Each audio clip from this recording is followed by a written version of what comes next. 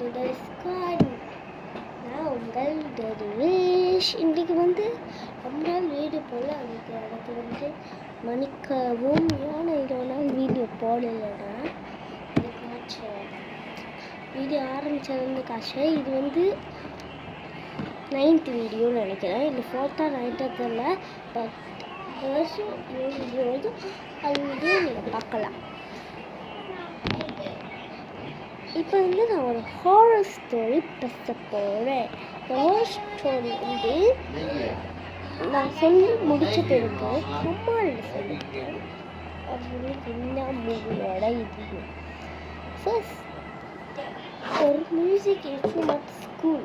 என்ன ஸ்கூல்னால் மியூசிக் எல்லோரும் செய்வாங்க. வயலின் எல்லாமே இருக்கும். அந்த ஸ்கூல் அந்த ஸ்கூலில் நிறைய ரிப்பேர் பண்ணாங்க பொருள்களை செய்கிறதுக்குன்னு தனி ஒரு வேலை இருக்குது. அந்த வேலை ஆளுக்கில் ஒரு அண்ணன் ரவி அண்ணனை கூப்பிட்டார். இந்த ரவி அண்ணன் வயிட்டாக இருக்குதுல்ல. ரவி அண்ணன் ஐயோ ரொம்ப வயிட்டாக இருக்குது. பரவாயில்ல. ரவி அண்ணன் வந்துட்டாங்க. ஆனால் இத்தனை சம்பளம் ஃபர்ஸ்ட் கேட்டோன்னு 5,000 வழி 10,000 வழி 10,000 கிடைக்குதா. அப்போ கண்டிப்பாக வரேன். இப்போ வரணும்னு சொன்னோன்னே நாளைக்கு வாங்கன்னு சொல்லிட்டாங்க. நாளைக்கு வர சொல்லிட்டு வந்தாங்க. அவர் கொஞ்ச நேரம் மத்தியானம் தான் வந்தார். ரொம்ப தூரம் அவருக்கும் எங்கள் வீட்டுக்கும் மத்தியானம் வந்தார். அப்போ மியூசிக் கிளாஸோட பிரின்சிபல் சொல்லியிருக்காங்க, நான் வெயிட் பண்ணுங்க, இந்த கிளாஸ் இன்னும் கொஞ்சம் நேரத்தில் முடிஞ்சிடும். கொஞ்ச நேரத்தில் முடிஞ்சிடும். அப்போ நீங்கள் செய்யுங்க அப்படின்னு சொல்லி சரின்னு அவர் வெயிட் பண்ணிட்டு இருக்காரு. ஆனால் அந்த வீட்டு வீட்டுன்ற மியூசிக் இன்ஸ்ட்ருமெண்ட் கிளாஸோட செக்யூரிட்டி ரவிக்கிட்ட என்ன சொல்கிறாங்க, நான் 6 மணிக்கு மேலே அந்த 3வது மாடிக்கு போக மாட்டேன். இங்கே 3 மாடி இருக்குது சொல்கிறாங்க. 3 மாடியில் அவர் 6 மணி முடிஞ்ச பிறகு 6 மணி ஆனோடனே அவங்க 3வது மாடிக்கு போக மாட்டாங்க. 1 2 மட்டும் தான் போவாங்க. செக் பண்ணுறது 6 மணிக்கு கீழே செக் பண்ணிடுவாங்கன்றாங்க. அப்படியா கேட்குறாங்க. ஏன்னா அவங்க ஒரு பெயிண்டிங் அந்த பெயிண்டிங்கை மாற்றினது தான் அங்கே அமானுஷமான விஷயங்கள் நடக்க ஆரம்பிச்சிருச்சுன்னு சொல்கிறாங்க. அந்த பெயிண்டிங் எப்படி இருக்கும் அதில் அந்த ஃபோட்டோ எடுத்து வச்சது ஒரு அங்கிள் தான். அவர் பேய் பிடிச்சி இறந்துட்டார். அந்த ஃபோட்டோ இப்படி இருக்கும்னு தெரியல. நாங்கள் அதை பார்க்க கூட மாட்டோம். பார்த்தா கூட செத்துருவாங்கன்னு சொல்லிட்டு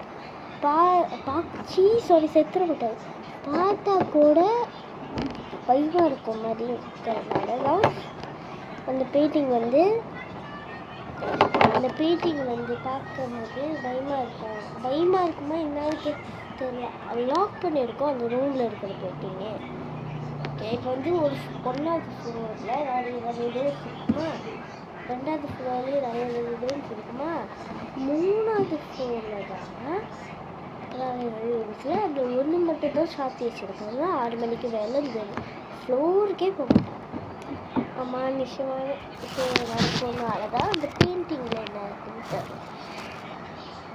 அண்ட் இவர் அப்படின்னு கேட்கும்போது அங்கே தான் அந்த பெயிண்டிங் கதையை பெயிண்டிங் கதையை சொல்லவே கொஞ்சம் பயம் இருந்துச்சு. நம்மளுக்கு 3ஆம் மாடி வரவே கூடாது 6 மணிக்குள்ள. அவங்களுக்கும் ஒரு மெசேஜ் வருது. அவங்களுக்கும் ஒரு மெசேஜ் வருது. என்னன்னா செய்யணும். ஃபர்ஸ்ட் 1வது மாடி 2வது ஃபர்ஸ்ட் ஃப்ளோ தான் பார்த்தாரு. அந்த அங்கிள் சொன்னது பயந்துட்டாரு. 1வது மாடி 2வது கடைசி 14வது மாடி 14வது மெசேஜில் 3வது மாடி இதில் நான் சொல்கிறேன்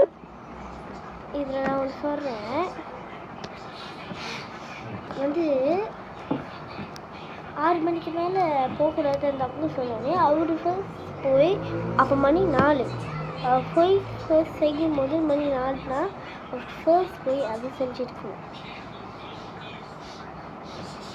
அந்த 3ஆவது அது சொல்லி அப்படியே ஓகே. கடைசி 13ஆவதுல அந்த இன்னொரு சொல்லுவாங்க இப்படி நீட்டாக இருக்கும், பேர் தெரியல எனக்கு. அது வந்து ரிப்பேர் பண்ணிட்டு இருக்காங்க. அது சின்ன பிள்ளைங்க பாய்க்கிறது தான், சின்ன பிள்ளைங்க தான் பாய்க்கிறாங்க. சரி நம்ம பியானோ முடியாது பியானோனா அந்த ஃப்ளோர் தான் பியானோ கதையே இருக்கு. வந்து இதில் வயலின் தான் ரிப்பேர் பண்ணி முடிச்சோடனே மணியை பார்த்தா மணி 6:10 அவருக்கு சொல்லிட்டாரு. நம்ம போவேணும்னு நினைக்கும் போது தான் அவர் இன்னொன்று வச்சுக்கிறேன். திருப்பி நம்ம வீடு தூரம்னால அது வந்து வேகமாக செஞ்சுட்டு வரலான்னு அந்த 3ஆவது மாடிக்கு போகிறாரு. அப்போ அவருக்கு ஒரு பயம் இல்லை. ஏன் தெரியுமா? ஏன்னா அங்கிள் சொன்னது பூட்டி இருக்கிற இது மட்டும் தான் அந்த பேட்டுகள். Come to the real horror ஸ்டோரியோட மெயின் பாட்டு வாங்க பார்ப்போம். இந்த மெயின் பாட்டு அது வந்து இதுதான் ஒரு ஃப்ளோ. இங்கே தான் கதுவெல்லாம் இருக்கலாம். ஒரு ஃப்ளோவாக பார்க்குறது திடீர்னு பார்த்தா இது லாக் இல்லை, லாக் போட்டுக்க மாதிரி இருந்துச்சு. பட் லாக்கை வந்து திறந்தால் லாக் இல்லாததுனால பியானோ இருக்குது. அது பின்னாடி பெயிண்டிங் இருக்குது. அந்த பெயிண்டிங் பார்க்க ஒரு டான்ஸ் ஆடுற லேடி, பரதநாட்டியம் ஆடுற லேடி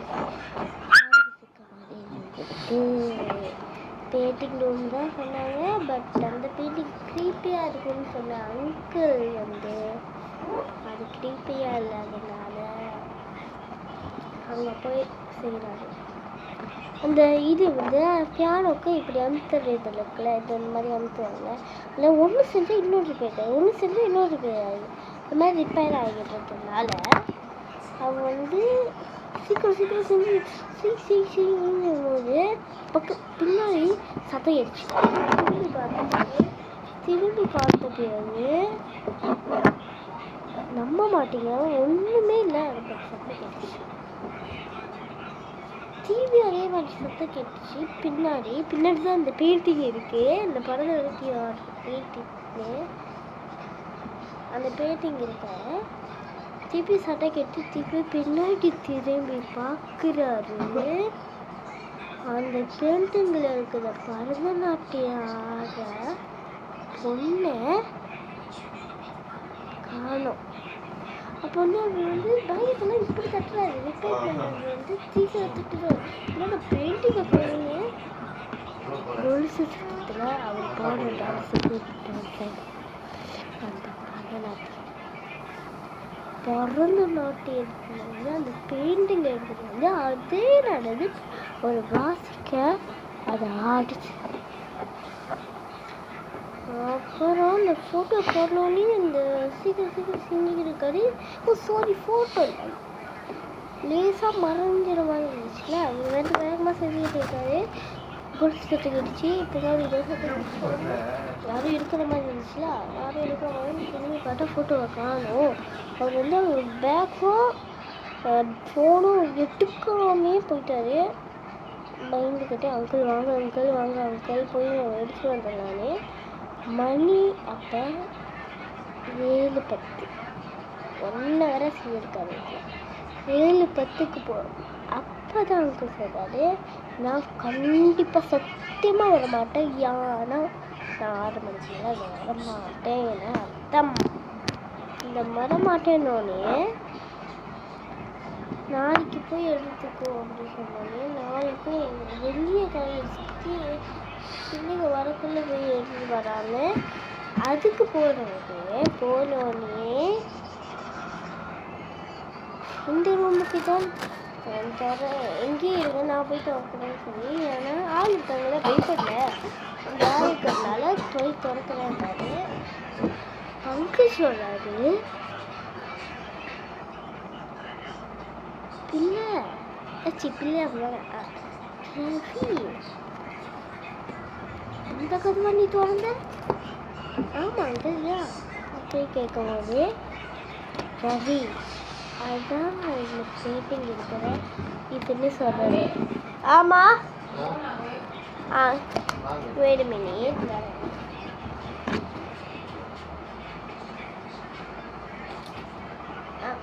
என்ன சொன்னேன் இந்த பெயிண்டிங் இருந்த ரூமு இப்படி நீ உள்ள பூந்தன்னு கேட்கறாரு. துக்கி வாரி போட்டுருச்சு ரவிக்கு. இப்படி இப்படி எப்படின்னு கேட்க, இந்த கதவு தான் இப்படி தூக்கிட்டு போய் பூட்டு போட்டதை நீ இப்படி திறந்த அப்படின்னு ரவி வேலை போட. சரி நான் போய் பேக் மட்டும் எடுத்து வந்துடுறேன் அப்படின்னு சொல்லி போய் எடுக்கும்போது பிக்சர் இருந்துச்சு, அதை கூட பார்க்கக்கூடாதுன்னு போய் பேக்கை தேடுறாரு. ஆனால் பேக்கு இல்லை, ஃபோனு இல்லை. அப்போ தான் பார்த்தா பக்கத்து இருக்கு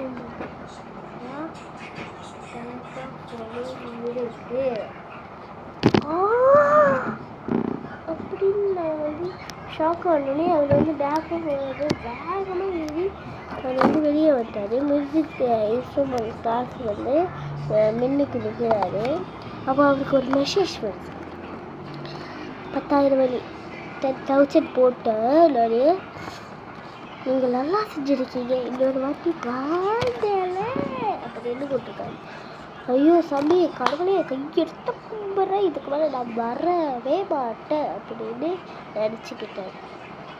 ஆனால் எனக்கு புரியல, அவரே அந்த அதை கூட்டு அதே அவரை கூப்பிட்டு அதே அந்த இன்ஸ்ட்ருமெண்ட்ஸோட இதை பார்த்து செய்ய வச்சுருக்கேன். ஆனால் அவர் இன்னொரு ஷாப் விஜய்க்கும் பார்த்தாரு. அதை பார்த்து இதுக்கு மேலே வரவே கூடாது அப்படின்னு நினச்சிக்கிட்டாரு. அதனால அவர் மெசேஜை பார்த்துக்கிட்டே போறாரு. ஓகே இது செஞ்சிட்டோம்.